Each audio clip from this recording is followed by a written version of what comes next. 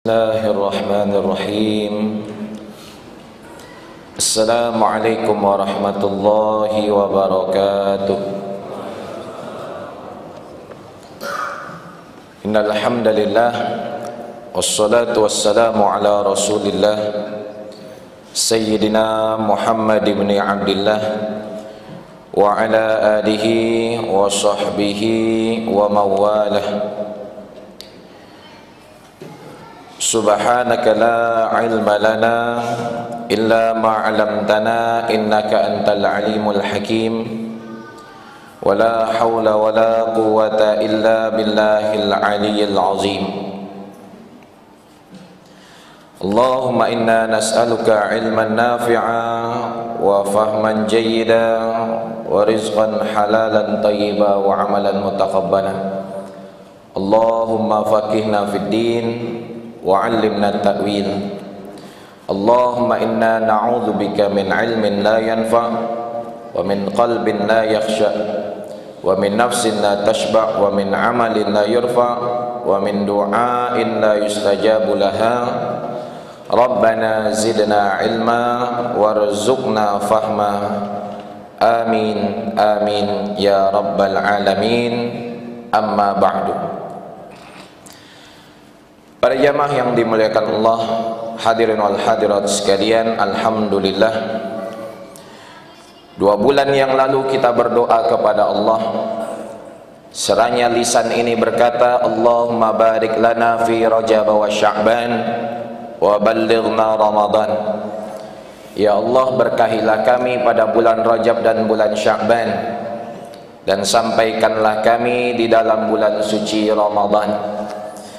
Dan saat ini kita bisa berkumpul di dalam bulan yang mulia, yang telah ditunggu-tunggu, yang dirindukan, menandakan Allah Subhanahu wa ta'ala mengabulkan doa kita semua. Nabi SAW bersabda, man shoma ramadhana imanan wa ihtisaban ghufira lahu ma taqaddama min dhanbihi.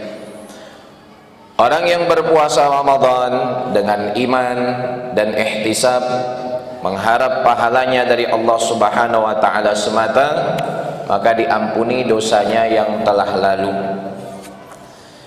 Yang betul-betul menjalani ibadah puasa, ia akan mendapatkan rahmat Allah, maghfirah, ampunan dari Allah Subhanahu wa ta'ala, dan dosa-dosanya diampuni oleh Allah, khususnya dosa-dosa kecil. Adapun dosa besar, wajib bertaubat kepada Allah dengan syarat ketentuan yang telah dijelaskan oleh para ulama. Para jamaah yang dimuliakan Allah Subhanahu wa ta'ala, ketahuilah bahwa di dalam bulan Ramadan ini pintu-pintu ketaatan dibuka oleh Allah, dimudahkan kita untuk beramal saleh. Tetapi ingat bahwa godaan setan itu akan senantiasa mengikuti, khususnya setan akan merusak niat-niat kita semua. Sehingga haruslah kita senantiasa memperbaiki niat, meluruskan niat. Baik sebelum melaksanakan ibadah, niat itu kita cek. Setelah melaksanakan ibadah, niat kembali kita lihat, diluruskan, diperbaikan niat itu. Karena bisa jadi kalaulah tidak sebelum beramal, setan merusak niat kita, maka niat itu akan dirusak setelah beramal. Akan ditanamkan di dalam dirinya, aku orang yang suka berpuasa, aku orang yang ahli dalam sedekah, setiap hari tidak ada yang memberikan orang buka puasa lebih banyak dari diriku, dan seterusnya. Setan akan membuat kita riya, setan akan membuat kita ujub. Tetapi dengan sifat riya tersebut, jangan kita meninggalkan amal ibadah sebab takut terjerumus di dalam riya. Al-Imam An-Nawawi rahimahullah menjelaskan dalam kitabnya Al-Adhkar, perkataan seorang ulama, tarkul amal li ajlin nasi riya wal amalu li ajlin nasi syirik meninggalkan satu perbuatan amal soleh kebaikan karena takut disangka riya oleh orang-orang, maka itu adalah riya yang sebenarnya. Kalau kita ingin melakukan satu amal lantas tidak jadi melakukannya sebab takut dan khawatir orang-orang mengatakan kita riya, maka meninggalkan amal tersebut karena manusia adalah riya yang sesungguhnya. Dan orang yang melakukan satu kebaikan amal soleh karena manusia akan terjerumus di dalam kesyirikan. Wal ikhlasu ayyu'afiyakallahu minhuma, maka ikhlas berada di tengah-tengah di antara keduanya, tidak meninggalkan satu kebaikan karena manusia dan tidak juga beramal karena mengharapkan pujian manusia. Para jamaah yang dimuliakan Allah Ta'ala, tidak terasa sudah 1 minggu lebih kita menjalani puasa Ramadan ini. Hendaklah kita melakukan muhasabah, introspeksi. Umar ibn al-Khattab radhiyallahu anhu, ia mengatakan hasibu qabla an tuhasabu, hisablah diri kalian sebelum dipertanggungjawabkan di hadapan Allah Subhanahu wa Ta'ala.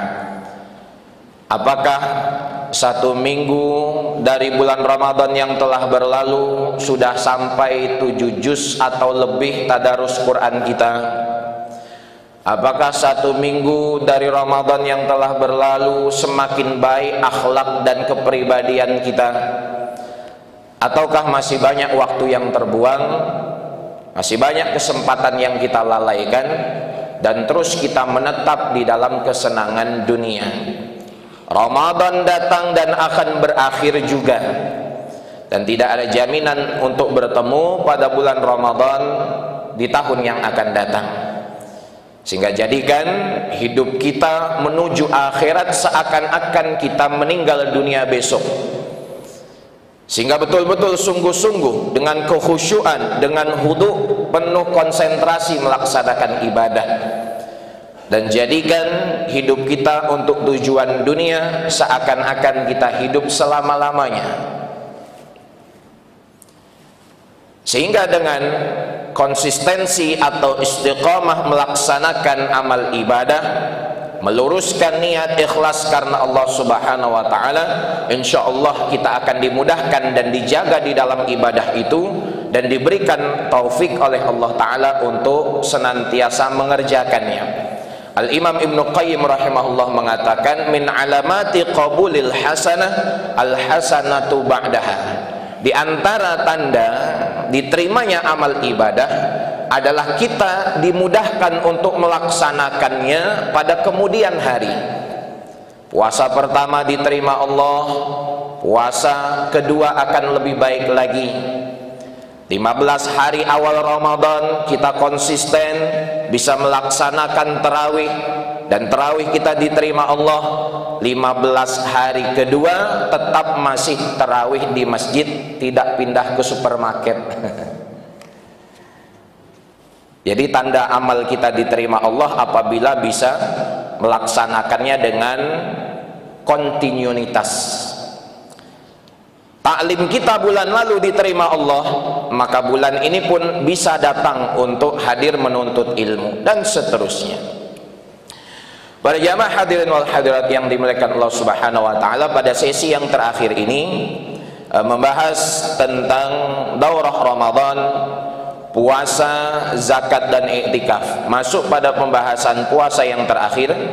Sebelum minggu depan kita akan membahas tentang zakat. Beberapa kondisi yang mesti kita ketahui tentang orang yang berpuasa dan boleh tidak berpuasa. Para ulama menjelaskan bahwa ada beberapa kondisi yang memperbolehkan seseorang tidak berpuasa, di antaranya satu orang yang sakit. Allah Ta'ala berfirman, "Faman kana minkum maridan aw ala safarin fa'iddatum min ayyamin ukhar." Barang siapa yang sakit atau dalam keadaan berpergian, maka wajiblah ia mengganti puasanya pada hari-hari yang lalu, hari-hari yang berikutnya. Orang yang sakit diperbolehkan untuk tidak puasa dengan kondisi sakit yang telah mendapatkan rekomendasi atau sakit menengah ke atas sehingga berat baginya untuk melaksanakan ibadah. Kadang-kadang karena sakit kita meninggalkan baca Quran, karena sakit susah lisan untuk berzikir, apalagi ditambah puasa, sakit ditambah lemas, dikhawatirkan meninggalkan kewajiban amal soleh, maka puasanya boleh dibatalkan. Boleh tidak berpuasa jika dirinya dalam keadaan sakit yang berkepanjangan. Ini kondisi yang pertama, seseorang boleh tidak puasa apabila sakit.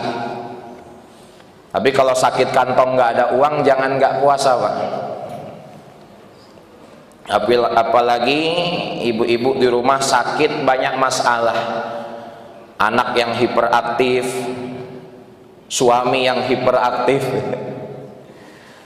Jangan sampai batalkan puasa, karena orang yang batal puasa tanpa uzur itu termasuk dosa besar. Meskipun dalam 1 tahun ia mengqadha puasanya, maka niscaya keutamaan Ramadan itu tidak bisa tergantikan. Begitu dijelaskan oleh Imam Adz-Dzahabi dalam kitabnya Al-Kabair. Yang kedua, musafir. Orang yang melakukan perjalanan sejauh 89 km atau lebih, di mana melakukan perjalanan tersebut diperbolehkan untuk menjamak qashar salat, dan pada masa itu juga diperbolehkan untuk tidak berpuasa. Rukhsah, keringanan Allah Ta'ala berikan kepada musafir. Maka musafir ini setidaknya kita ketahui ada 2 kondisi. Walaupun secara mutlak musafir boleh membatalkan puasanya, walaupun sekarang ini berpergian dengan fasilitas yang nikmat, perjalanan sudah nyaman. Dari sini ke Jakarta naik pesawat tidak sampai 1 jam. Musafir apakah boleh membatalkan puasanya? Boleh secara mutlak. Tetapi keadaan seperti apa lebih baik seorang musafir mengambil sikap? Apakah tetap berpuasa atau tidak berpuasa? Yang pertama, jika musafir tersebut tidak memberatkan dirinya untuk berpuasa, maka afdol, lebih baik kata para ulama untuk tidak membatalkan puasanya. Karena puasa pada waktunya lebih mudah, agar kita cepat terlepas dari tanggung jawab syariat, dibandingkan nanti pada akhirnya kita harus mengqadha puasa tersebut. Mungkin beberapa bulan yang lalu sebelum masuk Ramadan susah bagi kita untuk puasa sunnah. Masuk Ramadan tertuntut untuk puasa wajib, kita pun bisa melaksanakannya. Dan betapa banyak orang-orang yang ketika Ramadan tidak puasa meskipun tanpa uzur, tetapi masuk bulan yang lain susah untuk mengqadhanya meskipun ada uzur. Karena suasana Ramadan telah berakhir, orang-orang sudah berbuka, kita sendirian mengqadha, berat rasanya. Jadi lebih baik, nanti mungkin ada yang mau mudik, yang mau berpergian jauh, pulang kampung dan lain sebagainya, diusahakan sekiranya tidak terlalu darurat, tidak ada masalah dalam safarnya, maka tetap lanjutkan puasa. Kondisi yang kedua, jika musafir itu berat melaksanakan puasa, dikhawatirkan ia akan meninggalkan beberapa ibadah meskipun itu adalah ibadah sunnah, maka ada keringanan bagi musafir. Dalam kondisi ini lebih baik untuk tidak berpuasa. Suatu hari Nabi SAW dalam para sahabatnya sedang berada di satu tempat yang sangat terik dan panas.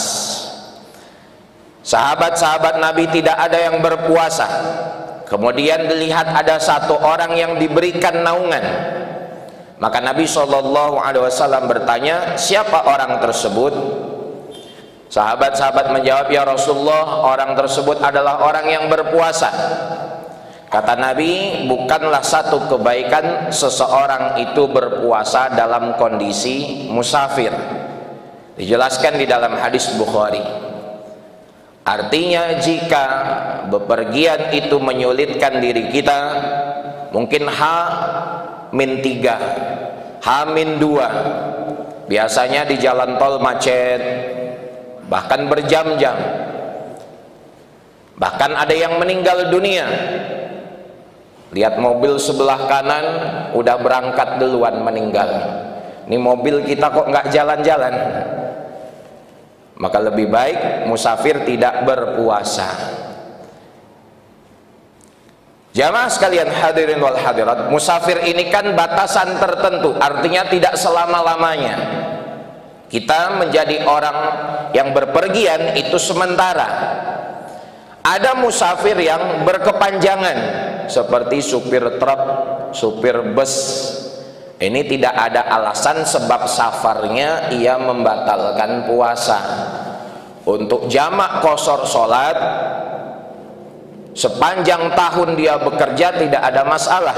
Tetapi untuk puasa, sebab dia adalah musafir, kemudian mengambil keringanan puasa itu, maka tidak dibenarkan oleh para ulama jika sebab musafirnya dia tidak berpuasa. Saya 15 tahun Ustadz jadi supir bus. Setiap bulan Ramadan saya tidak puasa, ngambil keringanan. Terus kodoknya kapan, Pak? Begitu juga yang kerja berat. Kerja berat dijadikan alasan untuk tidak puasa. Kerjanya bangun masjid, nggak puasa lagi. Ini keajaiban dunia ke-9. Ada orang bangun masjid nggak puasa. Jangan dijadikan kerja berat alasan untuk tidak berpuasa, kecuali dalam keadaan musafir atau kerja berat itu dia sakit, dia lemah, tidak mampu, baru boleh membatalkan puasanya. Sebab sakit bukan sebab pekerjaan. Yang ketiga, orang yang lemah. Orang yang lemah ini boleh tidak berpuasa. Lemah dalam keadaan apa? Satu, lemah dalam keadaan umur. Usia tidak memungkinkan untuk berpuasa. Yang kedua, lemah dalam keadaan sedang mengandung atau menyusui bagi wanita yang hamil. Allah Ta'ala berfirman, wa 'alal ladzina yutiqunahu fidyatun ta'amu miskin. Dan bagi orang yang berat menjalankan puasa, wajib mengganti puasa itu dengan fidyah, yaitu memberi makan fakir miskin. Contoh, ada orang tua yang sepuh di rumah, orang tua kakek nenek yang sudah sampai umur 80 tahun, 90 tahun, tidak mampu dia untuk berpuasa Ramadan, maka tidak ada kewajiban puasa. Tinggal diganti puasa itu dengan membayar fidyah. Satu hari yang ditinggalkan maka dikeluarkan satu fidyah. Berapa takarannya? Ulama jelaskan satu mud untuk satu fidyah itu sekitar 6,75 ons, atau kita genapkan 680 gram dari beras atau bahan pokok makanan. Itulah yang dikeluarkan setiap harinya bagi orang yang sudah tidak mampu berpuasa. Atau ada orang yang sakit berkepanjangan, kecil harapannya untuk sembuh. Beberapa bulan di rumah sakit, beberapa bulan di rumah terbaring di atas tempat tidur. Tidak ada kemungkinan, kecil kemungkinan untuk sembuh, maka tidak ada kewajiban baginya. Orang tua yang sudah rentan, sudah lemah, orang sakit yang tidak kunjung sembuh, untuk berpuasa tidak ada kewajiban, tetapi diganti dengan membayar fidyah. Nah, cara membayar fidyah ini dijelaskan oleh Imam Ar-Ramli, tidak boleh mempercepat pembayaran fidyah. Contoh, karena orang tua ini sakit ataupun sudah lemah tidak mampu berpuasa, lantas di awal Ramadan fidyahnya dikeluarkan sekaligus 30 hari. Tidak bisa.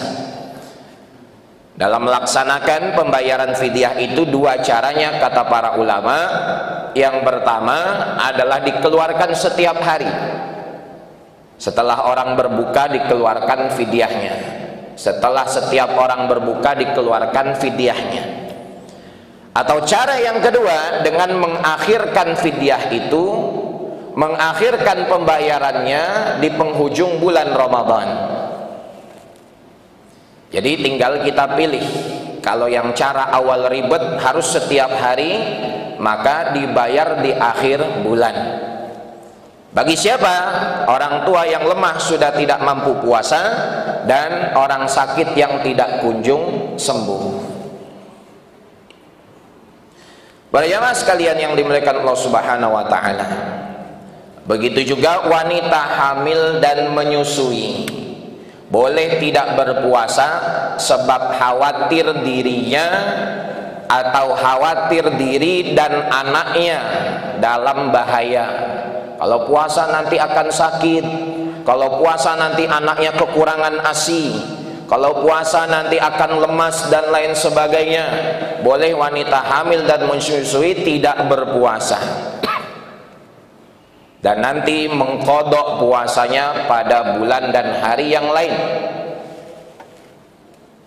Tetapi jika wanita hamil dan menyusui tidak berpuasa sebab khawatir anaknya ataupun kandungannya akan bahaya.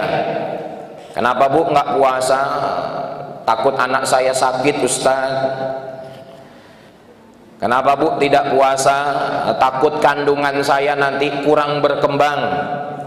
Maka kewajiban wanita yang tidak puasa dengan niat tersebut, dengan sebab tersebut adalah selain mengqadha puasanya, dia juga harus membayar fidyah. Jadi istri di rumah, entah istri pertama, kedua atau ketiga,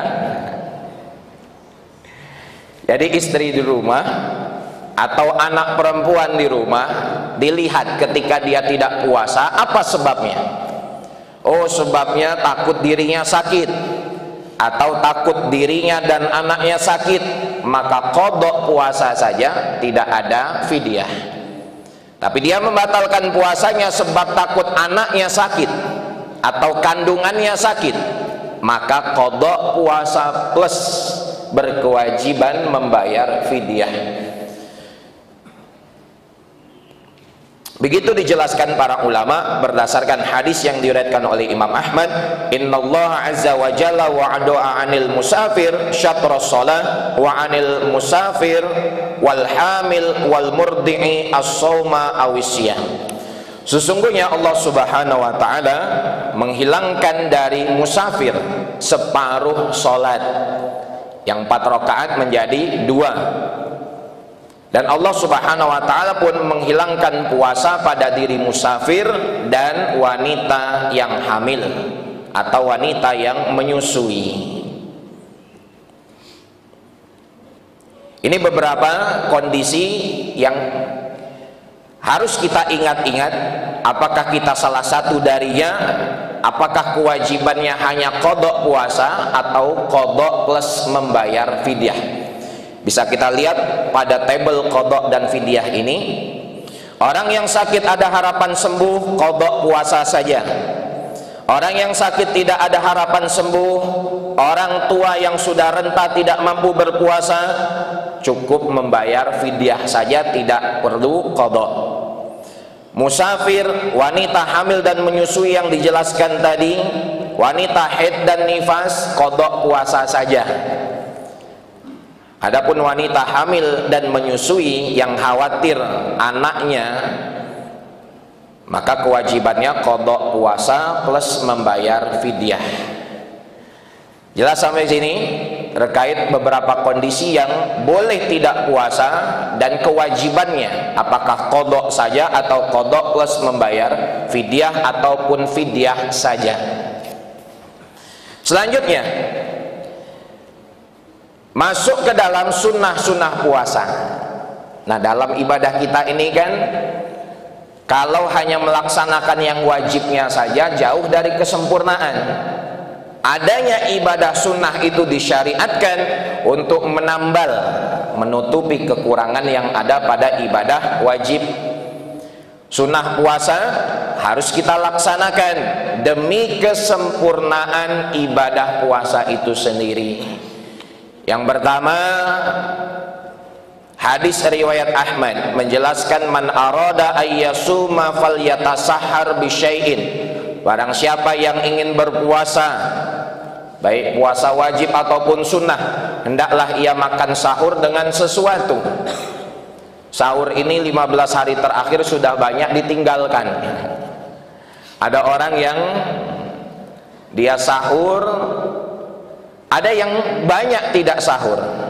Alasannya ngantuk, lemas, semalam sudah makan masih kenyang. Padahal Allah Subhanahu wa ta'ala dan para malaikatnya bersolawat kepada orang-orang yang makan sahur. Artinya Allah memberikan rahmat, malaikat mendoakan orang-orang yang makan sahur. Tasahharu fa inna fis sahuri barakah. Makan sahurlah kalian karena di dalamnya terdapat keberkahan. Dan cara kita makan sahur, waktu makan sahur adalah diakhirkan. Jadi jamaah sekalian, jangan terlalu cepat. Sahur itu jam 2 malam. Ada yang sahur jam 1 malam, karena setelah nonton bola habisnya jam 1. Sunnah mengakhirkan makan sahur.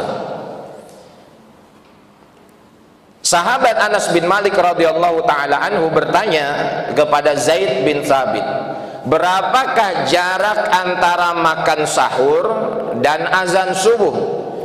Sahabat Zaid mengatakan sekitar 50 ayat. Kira-kira 50 ayat itu dibaca dengan tartil, bukan ayat yang panjang, bukan juga ayat yang terlalu pendek, yang sedang, 20 menit sampai setengah jam. Coba kita buka MP3 Quran, cari ayat sampai 50-60 ayat, maka kira-kira 20 menit sampai setengah jam. Maka makan sahur pada waktu tersebut adalah yang paling utama. Jadi jamaah sekalian rahimakumullah, mengenai waktu imsak, waktu imsak itu bukan waktu mutlak dilarangnya makan dan minum, tapi waktu imsak menjadi waktu ihtiyat, waktu hati-hati, agar ketika masuknya azan subuh kita tidak dalam keadaan sedang makan dan minum. Jadi banyak orang-orang yang salah faham terkait masuknya waktu azan dan kapan berakhirnya waktu sahur. Ada yang mengatakan kalau sudah masuk waktu imsak nggak boleh makan lagi. Tidak, boleh. Tetapi sekarang ini waktu imsak sangat dekat dengan waktu subuh. Maka lebih hati-hati ketika masuk waktu imsak kita tidak makan dan minum lagi. Dan ada juga yang faham bahwa masuk waktu azan, selagi azan itu belum habis diperbolehkan untuk menyelesaikan makan sahur. Maka itu keliru. Kalau ada orang yang mendengar suara azan, kemudian ia masih menelan makanan, masih minum minuman, otomatis batal puasanya. Jadi masuk waktu azan bukan menyelesaikan sahur. tetapi dalam kondisi itu ia masih makan dan minum, membatalkan puasanya. Ada hadis yang sering disalahfahami tentang masuknya waktu azan masih boleh makan sahur itu. Di dalam hadis yang diriwayatkan oleh Imam Abu Daud dikatakan, "Idza sami'a ahadukumun nida'a wal ina'u 'ala yadi fala yadha' hatta yaqdiya hajatahu minhu." Jika salah seorang dari kalian mendengar azan sedangkan sendok terakhir masih berada di tangannya, maka janganlah dia meletakkan sendok tersebut sehingga menunaikan hajatnya. Mungkin kita pernah dengar di YouTube ada penjelasan kalau azan selesaikan makannya. Maka masuk azan saja kita masih makan dan minum, otomatis batal puasanya. Karena hadis yang diriwayatkan oleh Imam Abu Daud ini masih diperselisihkan oleh para ulama tentang kesahihannya. Kalau ini adalah hadis dhaif, maka hadis dhaif tidak bisa diambil sebagai hukum halal dan haram. Kalau hadis ini adalah hadis sahih, maka tidak mungkin hadis sahih dengan hadis yang lain bertentangan. Sedangkan hadis ini jika kita pandang dengan beberapa hadis yang lain, menggabungkan beberapa riwayat, maka hadis ini bertentangan secara zahirnya. Artinya bisa kita simpulkan bahwa dari keterangan para ulama, batasan akhir makan sahur itu sebelum masuk waktu azan atau sebelum terbitnya fajar.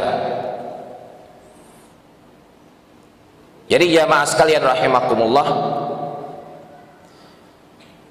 para ulama menjelaskan di dalam hadis yang lain yang diriwayatkan oleh Imam Bukhari, kata Nabi dari Aisyah radhiyallahu anha, anna Bilalan kana yu'adzinu bilailin faqala Rasulullah sallallahu alaihi wasallam kulu washrabu hatta yu'adzina ibnu ummi maktum fa innahu la yu'adzinu hatta yatlu al-fajr.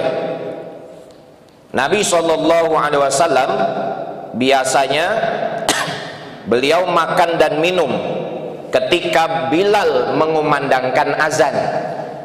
Kata Nabi, makan dan minumlah kalian sehingga Abdullah ibnu Ummi Maktum mengumandangkan azan. Kenapa dikatakan Nabi tersebut? Karena Abdullah ibnu Ummi Maktum ini mengumandangkan azan jika sudah masuk waktu subuh. Dan di sini dijelaskan bahwa azan subuh di zaman Rasulullah itu 2 kali. Dan ini yang masih berlaku di Mekah Madinah. Yang pernah haji umrah ya Pak, ibu-ibu ngedengar sebelum masuk waktu subuh azan yang pertama, kemudian setengah jam 1 jam kemudian masuk azan yang kedua.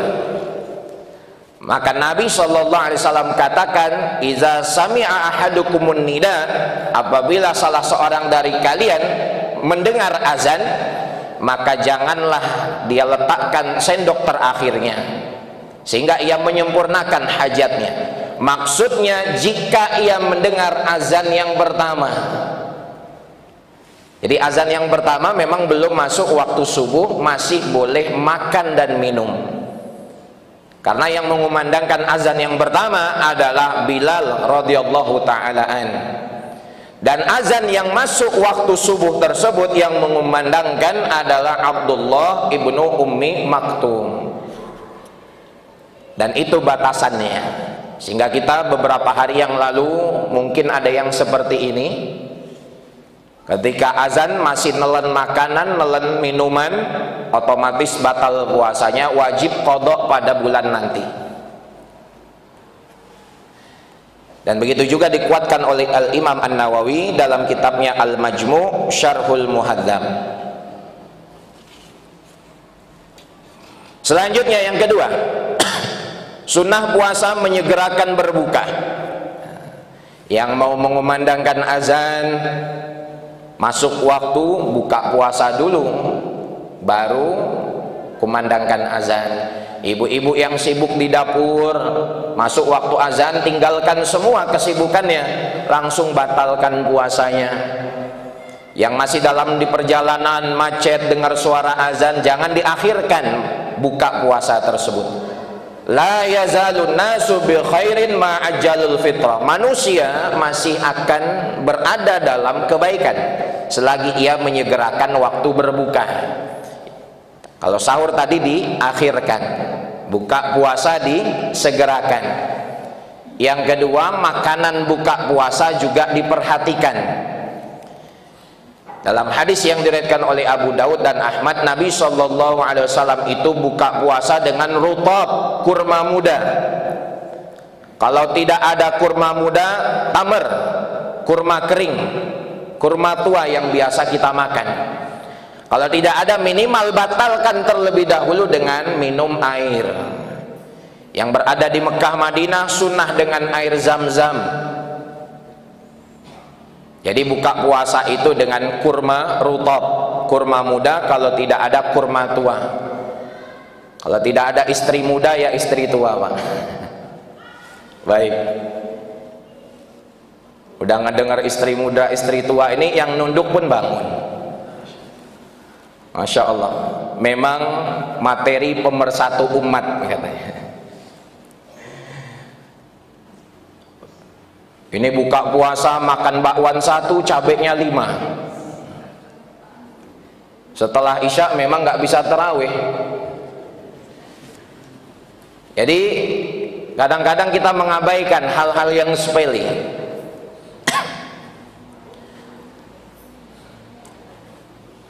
Selanjutnya para jamaah sekalian yang dimuliakan Allah Subhanahu wa taala, di antara kesunahan puasa adalah memberi makan orang yang berbuka puasa. Kita lihat bagaimana di Mekah Madinah orang-orang berebut berbondong-bondong untuk memberikan orang yang puasa berbuka. Begitu juga di negara tetangga seperti Malaysia, Brunei Darussalam. Itu selama Ramadan buka puasa di masjid-masjid, di musola-musola, seperti walimatul urus, komplit semua makanannya. Begitu meriahnya. Nabi SAW pernah ditanya, "Ya Rasulullah, ayyus sadaqatin afdal, sedekah apa yang terbaik?" Kata Nabi, sedekah pada bulan Ramadan. Jadi nanti kita buat tabungan. Selain tabungan untuk haji ataupun umrah, ada tabungan untuk memberikan makan orang yang buka puasa. Setiap 1 tahun sekali celengan itu kita buka. Berapa kita siapkan tabungan itu untuk memberikan iftar orang-orang yang berpuasa berbuka. Ini penting kita perhatikan.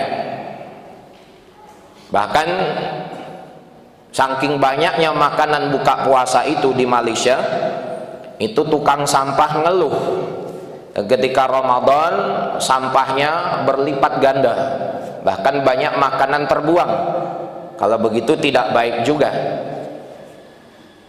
Suami istri di rumah berdua, ketika pergi beli takjil, beli buka puasa, air yang warna merah dibeli, air yang kuning dibeli, yang warna hijau dibeli, semuanya kelihatan enak. Habis itu makan, minum, masih banyak sisa, terbuang. Lebih baik kita berikan kepada orang-orang yang lain. Masih banyak ketika mereka berbuka puasa, mereka pun pas-pasan, hanya buka puasa dengan air minum. Maka jadikan bulan Ramadan ini adalah bulannya sedekah. Pupuk amal ibadah kita sebanyak-banyaknya. Bulan Rajab adalah bulannya menanam kebaikan. Bulan Sya'ban adalah bulan menyiram kebaikan. Dan bulan Ramadan adalah bulan untuk mengambil benih yang kita tanam tersebut. Para jamaah sekalian rahimakumullah. Dan yang terakhir adalah memperbanyak ibadah. Khususnya Ramadan selain dikatakan syahrus siyam, Ramadan juga dikatakan syahrul Quran, bulannya Al-Quran. Nabi SAW memuji dua jenis manusia dalam hadis yang diriwayatkan oleh Imam Muslim. Khairukum man ta'allamal Qur'an wa 'allamahu. Sebaik-baik kalian adalah orang yang belajar Quran dan mengajarkannya. Atau ulama menjelaskan sebaik-baik kalian adalah orang yang belajar Quran atau mengajarkannya. Yang pertama menggunakan dan, artinya setelah belajar ada kewajiban untuk mengajarkan. Dan yang kedua menggunakan atau, kalau tidak mampu mengajar maka belajarlah. Imam Syafi'i ketika Ramadan di akhir hayatnya beliau berada di Mesir, sudah sepuh tua renta, mengurangi masa taklim beliau, lebih memperbanyak ibadah. Imam Syafi'i selama bulan Ramadan hatam 60 kali Al-Quran. Pagi 30 juz, sore 30 juz. Pagi 30 juz, malam hari 30 juz. Kita yang hatam Instagram, Mbak. Yang hatam sinetron Ramadan. Yang hatam kita media sosial. Imam Bukhari setiap hari hatam Quran. Dari waktu sahur sampai waktu azan subuh, beliau menghatamkan sepertiga Quran. Jadi ulama-ulama terdahulu walaupun lebih sibuk dari kita, bahkan banyak orang-orang yang mengambil riwayat dan fatwa dari mereka, sibuk mengajar, sibuk berdakwah, tetapi tidak meninggalkan Quran. Maka kalau kita ingin mengetahui seberapa tinggi derajat kita di hadapan Allah Ta'ala, maka lihatlah saat ini seberapa dekat kita dengan Quran. Ini Al-Quran sudah jadi benda pusaka di rumah orang Islam. Quran ini nggak dibaca kalau nggak ada yang meninggal. Quran ini nggak dibaca kalau nggak masuk Ramadan. Maka ubah kebiasaan kita, tanamkan dalam hati. Kan kita banyak yang doa anak-anaknya biar jadi ahli Quran, anak-anak yang soleh. Ya Allah, jadikan anak-anakku soleh solehah. Tapi kita lupa berdoa, ya Allah jadikanlah aku orang tua yang soleh. Kalau orang tuanya soleh, bibit bobotnya bagus, pasti buah tidak jatuh jauh dari pohonnya. Kalau orang tua gemar baca Quran, walaupun kita tidak mampu menghafal, niat untuk menghafal meskipun satu ayat sehari, meninggal dunia Allah Ta'ala akan gabungkan dengan para penghafal Quran. Innamal a'malu binniyat. Para jamaah sekalian, hadirin wal hadirat yang dimuliakan Allah, sehingga kita punya target di akhir Ramadan ini paling sedikit hatam Quran sekali, dengan menargetkan 1 juz per hari. Yang ingin hatam Quran 2 kali, targetnya 1 hari 2 juz dan seterusnya. Dan sekarang pun sudah dimudahkan, bukan hanya kita bisa hatam membaca Quran, tapi kita bisa hatam mendengar. Ada tarawih-tarawih yang 1 juz, jika mampu silahkan ikuti. Mudah-mudahan Allah Subhanahu wa Ta'ala jadikan bulan Ramadan kita betul-betul memperbaiki keburukan akhlak, memperbaiki adab dan kepribadian kita semua, dibersihkan dosa-dosa kita, dijadikan orang-orang yang tawadhu, rendah diri, semakin bijak, semakin menghormati yang lebih tua, menyayangi sesama, menghargai yang muda, dan memuliakan hak dari para ulama. Amin ya rabbal alamin. Baik para jamaah sekalian, hadirin dan hadirat, apabila ada pertanyaan terkait materi Ramadan ataupun selainnya dipersilahkan, yang mampu saya jawab. Allahu ta'ala a'lam bishawab.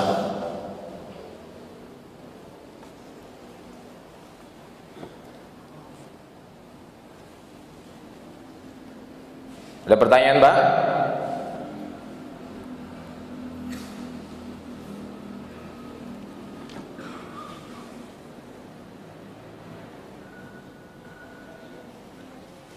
Tidak ada pertanyaan, baik. Insyaallah pada pertemuan berikutnya kita lanjutkan tentang zakat, khususnya ibadah yang akan kita tunaikan di akhir bulan nanti, yaitu zakat fitrah. Berapa takaran zakat fitrah yang benar, bagaimana cara mengeluarkan zakat fitrah, syarat orang yang berkewajiban untuk menunaikan zakat, siapa yang berhak menerima zakat agar kita tidak salah dan tidak salah sasaran. Karena kalau salah sasaran, tidak tepat memberikan zakat, itu bisa tidak sah. Dan bagaimana menyikapi definisi fakir, miskin, amil zakat, mu'alaf dan seterusnya. Jangan sampai sebenarnya kita orang yang tidak berhak menerima zakat, malah kita semua mendapatkan zakat.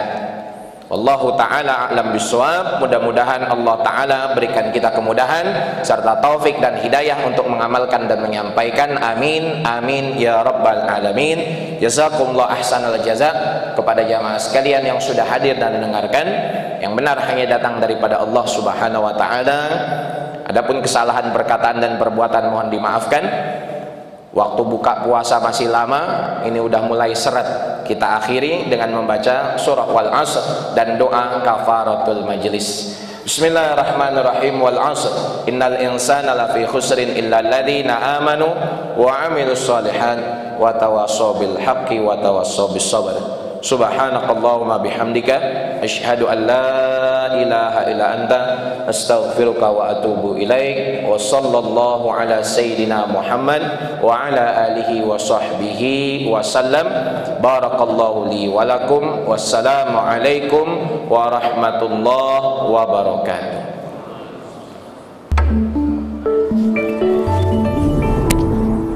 Salam.